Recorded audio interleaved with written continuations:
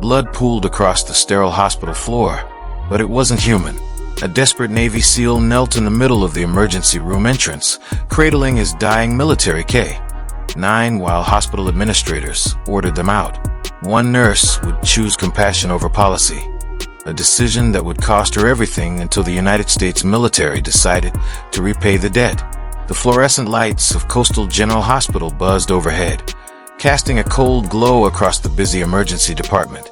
Abigail Harrison adjusted the sleeves of her scrubs as she monitored patient charts from the Central Nurses Station. As the charge nurse of one of San Diego's busiest trauma centers, she had spent 15 years confronting humanity's worst moments: gunshot wounds, highway pileups, construction disasters, fatal overdoses. She thought she had seen everything. She was wrong. The chaos began with the violent screech of tires outside the ambulance bay. A matte black tactical SUV shot into the parking area, jumped the curb, and came to a halt inches from a row of wheelchairs. The vehicle's rear doors flew open before the engine even stopped running. A man in military fatigues sprinted toward the entrance. He wasn't carrying a wounded civilian. In his arms was a large Belgian Malinois covered in blood. "I need help," the man shouted. "Somebody get a gurney." The desperation in his voice instantly silenced the waiting room. Abigail rushed forward. As she approached, the metallic smell of fresh blood filled the air. The dog, nearly 70 pounds of muscle and training, was barely conscious. Its chest rose and fell in shallow, uneven breaths. Blood soaked its tactical harness and dripped steadily onto the polished floor. The nurse glanced at the soldier's uniform. Petty Officer First Class Wyatt Hayes. The dog's harness displayed the insignia of a Naval Special Warfare Unit. "What happened?" Abigail asked. "Training mission," Wyatt gasped. "An explosive charge detonated early. Titan jumped between the blast and my team." His voice cracked. "He took the shrapnel that was meant for us." Abigail examined the wounds. A deep laceration stretched across the animal's neck and chest. Blood pulsed from the injury in dangerous bursts. An arterial bleed. Without immediate intervention, the dog would die. She motioned toward an orderly. "Bring me a crash cart. Now." Before anyone could move, a sharp voice echoed through the trauma bay. "Absolutely not." The room turned. Dr. Gregory Mercer, Coastal General's chief administrator, strode toward them with visible irritation. His expensive suit looked completely out of place among the nurses, paramedics, and trauma patients. He stopped beside the bleeding dog and frowned. "Get that animal out of my hospital immediately." Abigail stared at him in disbelief. "Dr. Mercer, this K-9 is critically injured. He won't survive the transport to the veterinary facility on base." "I don't care," Mercer replied coldly. The words hung in the air. "This is a hospital for human patients, not a veterinary clinic." "Sir, the liability alone is unacceptable," Mercer interrupted. "Health code violations, infection risks, insurance exposure. This discussion is over." Wyatt slowly stood, towering over the administrator. He looked exhausted, frightened, and furious. "He's not just a dog," Wyatt said. "He's an active-duty military operator. He saved 3 American lives tonight." Mercer crossed his arms. "He's still a dog." The contempt in his voice shocked everyone nearby. Wyatt clenched his jaw. That dog has served his country with more courage than most people ever will. Mercer's expression never changed. "Security." 2 guards immediately stepped forward. "Escort this man and his animal off hospital property." For several seconds, nobody moved. Doctors stared. Nurses exchanged horrified glances. Even the security guard seemed uncertain. Then Abigail looked down at the bleeding K-9 struggling for every breath. And in that moment, she made a decision that would change her life forever. "With all due respect, sir," she said quietly, stepping between Mercer and the wounded dog. "I'm not letting him die." Wyatt's entire body tensed. His fists clenched so tightly that his knuckles turned white. Every instinct in him screamed to fight. Titan wasn't just a military working dog. He was his partner, his teammate, his family. If the hospital refused to help, Wyatt was prepared to force his way through anyone standing between him and the chance to save the dog's life. The atmosphere in the emergency room became explosive. One wrong move and the situation would erupt. Abigail looked down at Titan. The Belgian Malinois lay limp in Wyatt's arms. His amber eyes rolled toward her, clouded by pain and shock. A weak whimper escaped his throat. Blood bubbled from the corner of his muzzle with every labored breath. He was dying, right here, on her hospital floor. Abigail felt her pulse hammering in her ears. To hell with protocol. Wyatt, she snapped. The command cracked through the room like a gunshot. Pick him up. Trauma room 3. Now. For a moment, everyone froze. Even Wyatt looked surprised. Harrison, Dr. Mercer roared. I am ordering you to stand down immediately. Abigail didn't even turn around. Instead, she grabbed a nearby supply cart and shoved it toward the trauma suite doors. Move, she shouted. That was all Wyatt needed.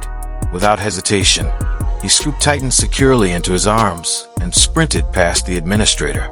One shoulder clipped Mercer hard enough to spin him sideways as the SEAL charged into Trauma Room 3. Abigail followed. The second Wyatt crossed the threshold, she stepped inside, looked Mercer directly in the eye, and slammed the heavy double doors shut. Then she threw the deadbolt. The metallic click echoed through the room. Mercer's face turned crimson. Open this door, he screamed. His fists pounded against the reinforced glass. You are fired, Harrison. Do you hear me? Your career is over. The administrator continued shouting, but inside the trauma room the noise became little more than muffled thunder. Abigail ignored every word. She pulled on sterile surgical gloves and lowered the overhead operating light until its bright beam illuminated the steel treatment table. Put him down, she ordered. Keep pressure on his neck. Wyatt carefully laid Titan on the table and immediately pressed both hands against the wound. Blood seeped between his fingers. Abigail moved with calm, practiced speed. She wasn't a veterinarian, but years in emergency medicine had taught her that trauma followed universal rules. Stop the bleeding, preserve circulation, stabilize the patient. Everything else came later. She irrigated the wound with large amounts of sterile saline, washing away blood and debris. The injury became horrifyingly clear. A jagged shard of steel shrapnel protruded from deep within Titan's neck and upper chest. It sat dangerously close to a major artery. Abigail's stomach tightened. I have to remove it, she said. The artery is damaged. If I don't clamp it immediately, he'll bleed out. Wyatt nodded. Tell me what to do. Hold him steady, no matter what happens. The SEAL leaned over his partner, gently resting a hand on Titan's head. He began speaking softly in a language Abigail didn't recognize. German, Dutch, maybe something learned during overseas deployments. Whatever it was, Titan seemed to relax. Abigail grasped the metal fragment with surgical forceps. She inhaled deeply, then pulled. The shrapnel came free. A violent spray of blood erupted from the wound. Without hesitation, Abigail plunged her gloved fingers into the injury, searching blindly through torn tissue. For several terrifying seconds, she felt nothing. Then there, she located the ruptured vessel and clamped it shut. Instantly, the bleeding slowed. The room fell silent. Good boy, Wyatt whispered. Abigail inserted a large forecatheter into Titan's foreleg and began aggressive fluid replacement to support his circulation. Minutes stretched into nearly an hour.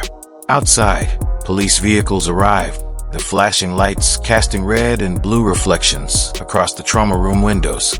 Inside, Abigail never looked away from her patient. Stitch by stitch, layer by layer, she repaired the damage. Finally, after tying the final suture and trimming the last thread, she slowly stepped back from the table. For the first time all night, Titan's breathing was steady. Titan's chest rose and fell in a steady rhythm. For the first time since entering the hospital, the military working dog's breathing sounded normal. The improvised cardiac monitor attached to his paws displayed a strong, stable heartbeat. Every beat felt like a small victory. Across the trauma room, Wyatt finally allowed himself to breathe. The Navy SEAL leaned heavily against the wall before sliding down to the floor. The adrenaline that carried him through the nightmare drained away all at once. He buried his face in his hands. His shoulders trembled, not from fear, from relief. Titan was alive. Abigail stood silently beside the surgical table, peeling off her blood-stained gloves. She dropped them into a biohazard container and glanced toward the locked trauma room door. Through the reinforced glass, she could see Dr. Gregory Mercer. He was standing with 2 San Diego police officers, waiting. The sight sent a cold wave through her stomach. Reality was catching up. She had violated hospital policy. She had commandeered a trauma suite. She had ignored direct orders from the chief administrator. She had locked him out of his own facility, no matter how she justified it. Her career was finished. 15 years of service, gone. Her pension, reputation, and possibly even her nursing license could disappear with a single administrative hearing. Wyatt slowly rose to his feet. Without speaking, he reached up and removed a black and gold trident patch from his uniform sleeve, the symbol of the Navy SEALs. He walked toward Abigail and placed it in her hand. Then he gently closed her fingers around it. "I know what you sacrificed today," he said quietly. His voice was thick with emotion. "You saved a brother. We don't forget things like that." For a moment, Abigail simply stared at the patch. Then she offered a tired smile. "Take care of him, Wyatt." The SEAL nodded. Neither needed to say anything more. Abigail turned toward the door. She unlocked the deadbolt. The metallic click sounded unnaturally loud. Then she pushed the doors open. Mercer immediately lunged forward. His face was twisted with rage. "Arrest her," he shouted, pointing at Abigail's blood-soaked scrubs. "Arrest this woman right now." The police officers exchanged uncertain looks. Before either could respond, a powerful voice echoed down the corridor. "Nobody is being arrested." Every head turned. 6 military police officers marched into the emergency department in full tactical gear. Accompanying them was a Navy veterinarian, wearing field medical scrubs and carrying a military trauma case. The atmosphere changed instantly. Even the local officers stepped aside. The veterinarian entered trauma room 3 without acknowledging Mercer. He examined Titan's wound, inspected the sutures, checked the foreline, and reviewed the monitor readings. After several moments, he looked up. A low whistle escaped his lips. Then he turned toward Abigail. "Clean work," he said. The professional respect in his voice was unmistakable. "You saved his life." A wave of emotion washed through her. For the first time all night, someone had acknowledged what she had actually done. The military team carefully transferred Titan onto a specialized transport gurney. Wyatt remained beside him the entire time. As the team prepared to leave, he looked back one last time. Their eyes met. A silent promise passed between them. Then he disappeared through the sliding doors. The moment the military convoy departed, Mercer's confidence returned. The local police refused to make an arrest, citing the absence of criminal wrongdoing. But that did nothing to soften the administrator's fury. "My office. Now." An hour later, Abigail sat alone in a leather chair inside the executive suite. Her union representative had been denied entry to the building under Mercer's orders. The outcome was already decided. Mercer paced behind his massive mahogany desk. "You exposed this hospital to enormous liability," he snapped. "You violated policy, misused medical resources, and ignored direct orders." Abigail met his gaze. "I saved a military working dog who took shrapnel protecting American service members. And I'd do it again." Mercer's expression hardened. "Of course you would." He slid a pink termination notice across the desk. "Because as of this moment, Abigail Harrison, you are fired." "But I'm not stopping there, Harrison." Dr. Gregory Mercer's voice was calm now, which somehow made it even more terrifying. He leaned across his desk, his eyes cold with satisfaction. "I'm filing a formal complaint with the state nursing board. I'm documenting severe professional misconduct, reckless endangerment, and psychological instability." Abigail stared at him. "You can't be serious." "Oh, I'm very serious." A thin smile spread across his face. "By tomorrow morning, your nursing license will be under review. By next week, it will likely be suspended." The words hit harder than the termination notice. Firing her was devastating. Losing her license was something else entirely. Nursing wasn't just her profession. It was her identity. 15 years of sacrifice, overnight shifts, missed holidays, trauma calls, and lives saved would be erased with a few signatures. "You know I'm not unstable," Abigail whispered. Mercer shrugged. "Truth doesn't matter. Documentation does." The cruelty in his voice was unmistakable. "You chose a dog over hospital policy. Now you'll live with the consequences." Abigail felt as if the room had suddenly become too small to breathe in. Mercer pressed a button on his desk phone. Security. Seconds later, 2 guards appeared at the doorway. "Escort Miss Harrison to her locker. Once she collects her belongings, remove her from hospital property." The walk through Coastal General was humiliating. Word had already spread. Nurses paused in hallways. Doctors peeked through office windows. Orderlies stopped pushing carts to watch her pass. No one said a word. Most avoided eye contact completely. Fear was contagious. Nobody wanted to become Mercer's next target. At her locker, Abigail quietly packed the remnants of her career into a cardboard box. A collection of handwritten thank you cards from former patients. A worn stethoscope customized with her initials. Several nursing awards. A framed photograph of her father, the man who had inspired her to enter medicine in the first place. 15 years of memories reduced to a single box. When she finally reached the hospital entrance, the automatic doors slid open. Cold rain greeted her. She stood motionless in the parking lot as water soaked her scrubs and dripped from her hair. Behind her, the doors closed. The sound felt final. For the first time in years, Abigail Harrison had nowhere to go. The nightmare only worsened the following morning. She woke on her couch to a non-stop stream of notifications. Her phone buzzed relentlessly. Emails, text messages, voicemails, social media alerts. Confused, she turned on the television. The local morning news was already covering the story. Her stomach dropped. A headline filled the screen. Local nurse fired after psychotic incident in emergency room. Abigail stared in disbelief. A polished news anchor read directly from a prepared statement issued by Coastal General Hospital. Last night, an unstable employee barricaded herself inside a sterile trauma suite with a dangerous stray animal, creating a significant safety risk for patients and staff. Hospital leadership acted swiftly to protect the community. The report continued. Every detail had been twisted.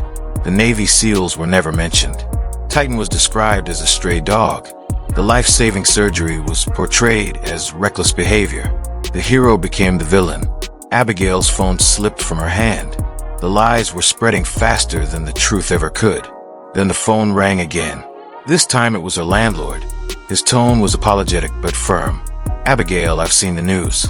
Reporters have already been calling me. I can't have this kind of attention around the property." She closed her eyes. "What are you saying?" "I'm saying your lease is month to month. I need the apartment back by the end of the week." The call ended. Abigail sat silently in the middle of her living room. Within less than 24 hours, she had lost everything. Her job, her reputation, her professional future, now even her home. The weight of it finally broke through her composure. She curled into herself and cried. Across San Diego Bay, however, events were already moving in a very different direction. As dawn painted the horizon gold, activity buzzed inside a heavily secured naval installation. Deep within a restricted briefing room, Lieutenant Commander Mitchell Brody stood at the head of a tactical conference table. Beside him sat Wyatt Hayes. His arm was bandaged. His eyes burned with exhaustion and anger. "Titan's going to make it," Wyatt reported. The base surgeon confirmed it. If Nurse Harrison hadn't clamped that artery when she did, he would have died before reaching military care. Commander Brody slowly nodded. Then he closed the classified mission file in front of him. "Good," he said. The room fell silent, because everyone there understood one thing. They owed Abigail Harrison a debt. Titan's a good operator. Lieutenant Commander Mitchell Brody rested both hands on the conference table. "Have we sent flowers to the hospital staff yet? Maybe a commendation letter for the nurse who saved him?" Across the room, Wyatt Hayes didn't answer immediately. His jaw tightened. A muscle twitched in his cheek. Then he reached into a folder and pulled out a crumpled printout of a news article.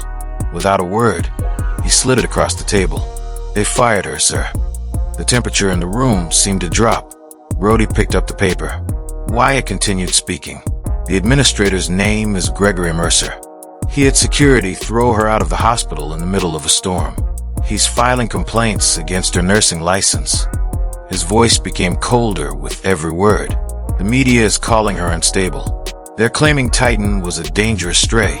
They're turning the woman who saved his life into a public villain." Silence settled over the briefing room, the kind of silence that made experienced operators uneasy. Brody slowly read the article from beginning to end. Every sentence made his expression darker. Around the table sat 4 other SEAL operators. None of them spoke. They didn't need to. Among the teams, loyalty wasn't merely expected. It was sacred. If someone risked everything for one of theirs, that debt was remembered. A civilian nurse had sacrificed her career, reputation, and future to save a military working dog who had protected American service members. Now she was being destroyed for it. Brody carefully folded the newspaper. Then he set it down. "Gentlemen," he said quietly. The calmness in his voice was somehow more intimidating than anger. "It appears Coastal General Hospital has developed a serious misunderstanding regarding who they're dealing with." Several operators exchanged looks. Nobody smiled. Nobody laughed. Because everyone knew exactly what that tone meant. Brody reached for the secure red phone positioned in the center of the table. He lifted the receiver. "Give me the Judge Advocate General's office." His eyes never left the article. "And prepare transportation." The room immediately came alive. Phones were picked up. Orders were issued. Within minutes, response was already being organized. Because while hospitals operated on schedules and paperwork, military organizations could move with astonishing speed when they chose to. Several hours later, the peaceful atmosphere surrounding Coastal General Hospital vanished. The midday sun blazed overhead. Patients wandered through the parking lot. Doctors moved between buildings. Everything seemed normal. Then the sound arrived. Whump, whump, whump. The deep rhythmic pounding of helicopter rotors rolled across the coastline. Heads turned upward. Conversations stopped. Inside the executive suite, Gregory Mercer stood beside his panoramic office window, sipping an expensive espresso. He felt completely in control. The troublesome nurse was gone. The board supported him. The media believed his version of events. As far as Mercer was concerned, the crisis had been successfully buried. Then a massive shadow swept across his office. Mercer frowned. The room darkened. Outside, a military helicopter descended from the sky. Its powerful rotor wash sent palm trees, bending violently. Dust and debris exploded across the parking lot. Mercer's eyes widened. The aircraft wasn't approaching the hospital helipad. It was descending directly over the executive parking area. What the? The helicopter hovered low enough to rattle windows throughout the building. At the same moment, 3 armored military transport vehicles rolled through the hospital entrance. They stopped with precise coordination, blocking access points around the facility. Employees rushed to windows. Patients stared. Security personnel scrambled to understand what was happening. Mercer nearly dropped his coffee. He lunged for his desk phone. "Security." His voice cracked. "I want every available officer downstairs immediately." Meanwhile, the hospital lobby had fallen silent. The front doors opened. Military personnel entered in disciplined formation. They weren't running. They weren't shouting. They simply walked forward with complete confidence. The effect was even more unsettling. Doctors stepped aside. Visitors moved out of the way. Entire hallways seemed to clear before them. At the center of the formation walked Lieutenant Commander Mitchell Brody. Each measured step echoed across the polished floor. Beside him strode Wyatt Hayes.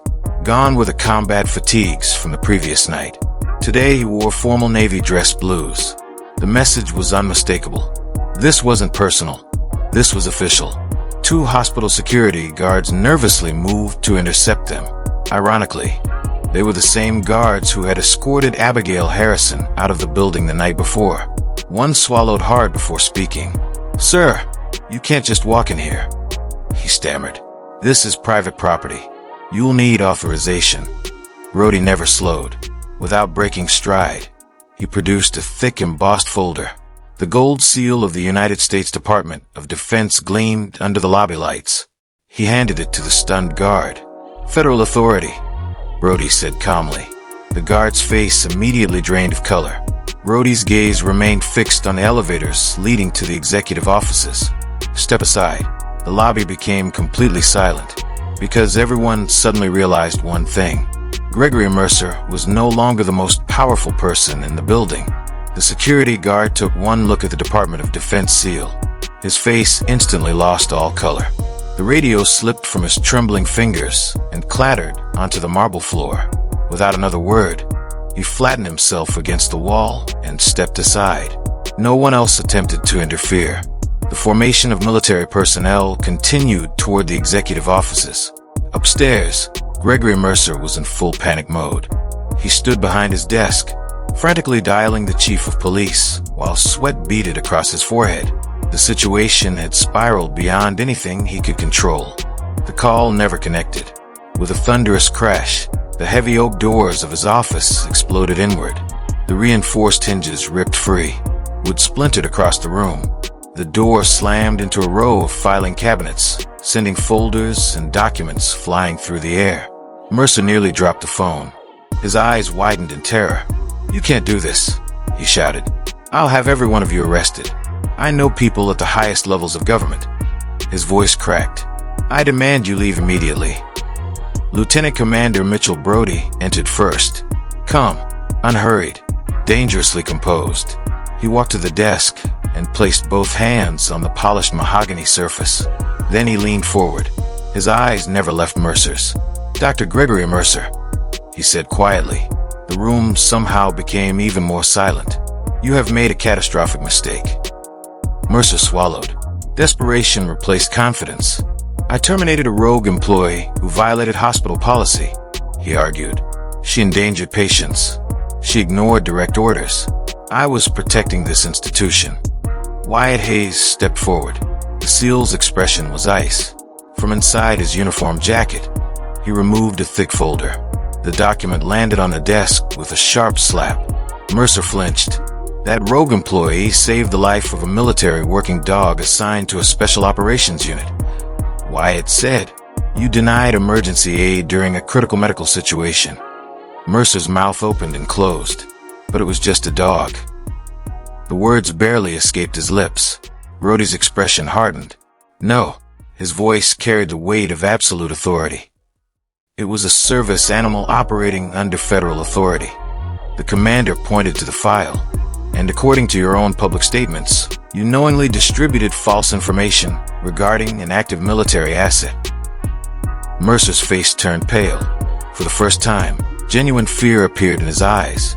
"This is insanity." Before he could continue, several military investigators entered the office. They moved with practiced efficiency. Computer towers were disconnected. Hard drives were removed. Boxes of documents were cataloged. Every electronic device in the office was photographed and secured. Mercer stared in disbelief. "This is my hospital." "No," Brody replied, straightening to his full height. He looked down at the administrator. "This is a hospital entrusted to care for those in need." His voice remained calm. "You destroyed a nurse's reputation to protect yourself." Mercer sank into his chair. For the first time in years, nobody was listening to him. Nobody feared him. Nobody cared about his title. His empire was crumbling around him, and there was nothing he could do to stop it. Across town, Abigail Harrison sat alone on the floor of her apartment. Half-packed cardboard boxes surrounded her. The television was off. The lights were dim.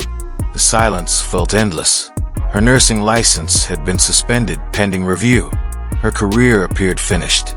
She hadn't eaten properly in days. When a sharp knock echoed through the apartment, she barely reacted. Another knock followed. Heavy, authoritative. Slowly, she stood and walked toward the door. She expected to find her landlord, maybe another reporter, perhaps someone demanding she leave immediately. Instead, Wyatt Hayes stood in the hallway. His dress blues were immaculate. Every medal and insignia gleamed under the apartment lights. Behind him stood Commander Brody. For several seconds, Abigail simply stared. She thought she might be imagining them. "Wyatt," she whispered. Confusion filled her voice. "What are you doing here?" The SEAL smiled. Not the hard smile of a warrior. The grateful smile of someone whose family had been saved. "We came to find you." Abigail shook her head. "You shouldn't be here. The hospital will twist this too. They'll attack you the same way they attacked me." "Let them try," Brody said. The commander stepped forward. Unlike their first meeting, there was no intimidation in his posture, only respect. "Ms. Harrison," he said, "on behalf of the United States Navy, I owe you an apology." Abigail blinked. She wasn't sure she had heard correctly. Brody continued, "You risked everything to save one of ours." His voice softened. "And while you were paying the price for doing the right thing, we were gathering the facts." He extended a hand. "We're here to make things right." Tears immediately filled Abigail's eyes. An hour later, a heavily armored SUV rolled toward Coastal General Hospital. But the hospital looked nothing like it had the previous day. News vans lined the streets. Satellite trucks filled the parking areas. Reporters crowded behind barricades. Television cameras pointed toward the entrance. Word had spread. Something enormous was happening. As the SUV slowed near the front doors, hundreds of eyes turned toward it, waiting, watching, ready to witness the moment the truth finally arrived. A temporary wooden podium had been erected directly in front of Coastal General Hospital's main entrance. On either side stood a solemn Navy-colored guard, the uniforms immaculate, the American flag and Navy flag rippling gently in the coastal breeze. The scene looked less like a press conference and more like a national event. News vans lined the streets. Satellite dishes pointed toward the sky. Reporters crowded behind metal barricades. Television cameras stretched as far as Abigail Harrison could see. When the armored SUV finally stopped and the door opened, a wave of camera flashes exploded across the parking lot. For a moment, the light was blinding. Abigail hesitated. The last time she had stood in front of this hospital, she had been escorted out carrying a cardboard box and what remained of her shattered career. Now hundreds of people were waiting for her. Wyatt Hayes stepped beside her. The Navy SEAL stayed close as reporters shouted questions from every direction. "Nurse Harrison, did the hospital lie about the incident? Did you really save a military working dog? What happens next?" Abigail felt overwhelmed. Fortunately, Wyatt guided her through the crowd and toward the podium. Standing there was a distinguished Navy admiral with silver hair and decades of service reflected in his posture. He had traveled from Washington specifically for this event. Beside the stage stood two federal marshals. Between them was Gregory Mercer. The former hospital administrator looked nothing like the arrogant executive who had fired her. His expensive suit was wrinkled. His shoulders sagged. Steel handcuffs circled his wrists. For the first time, he looked small. The admiral stepped to the microphone. Instantly, the crowd fell silent. "Yesterday," he began, his voice carrying across the hospital grounds, "a false narrative was deliberately created to protect the reputation of one individual at the expense of an innocent medical professional." Reporters immediately began writing. Cameras zoomed in. The admiral continued. "The public was told that an unstable nurse endangered patients by treating a dangerous stray animal inside this facility." He paused. That statement was false. A murmur spread through the audience. The animal in question was military working dog Titan, a highly trained service animal assigned to support United States military personnel. During a training operation, Titan sustained severe injuries while protecting human lives. Every camera immediately turned toward Abigail. She stood frozen. The admiral pointed toward the hospital. When immediate medical intervention became necessary, Nurse Abigail Harrison made a difficult decision. His voice softened. She chose compassion. She chose courage. Most importantly, she chose to save a life. The crowd erupted into applause. Abigail felt tears forming. For days she had been portrayed as reckless, dangerous, unstable. Now the truth was finally being spoken aloud. The Admiral raised a hand, restoring order. This morning, federal investigators completed a review of witness statements, security footage, and administrative communications. His expression hardened. As a result, Gregory Mercer has been removed from his position and is currently facing multiple federal investigations relating to obstruction, evidence manipulation, and misconduct. The crowd gasped. Mercer's head dropped lower. The marshals escorted him away without ceremony. No cameras followed him for long.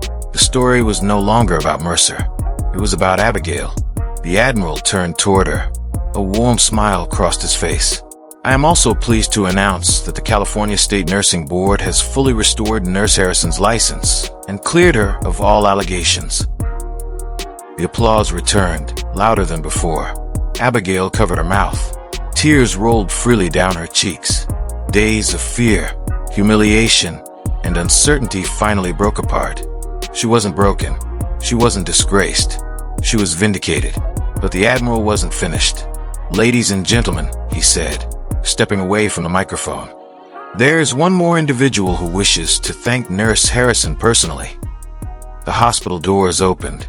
A collective gasp swept through the crowd. Titan emerged into the sunlight.